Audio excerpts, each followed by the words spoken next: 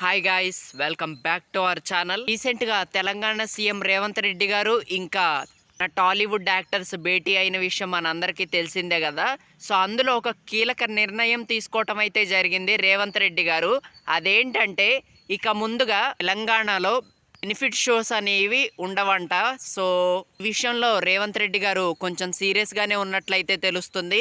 And దాంతోపాటు పెద్ద సినిమాలకి టికెట్ రేట్స్ కూడా పెంచరంట. సో అది కూడా చెప్పటం అయితే జరిగింది. ఒకవేళ పెంచాలన్నా దానికి కూడా కొన్ని రూల్స్ అయితే పెట్టారు. ఆ రూల్స్ ఏంటంటే తెలంగాణ గురించి మంచి ఇన్ఫర్మేషన్ ఇచ్చే మూవీస్కి పెంచే అవకాశం అయితే ఉందంట.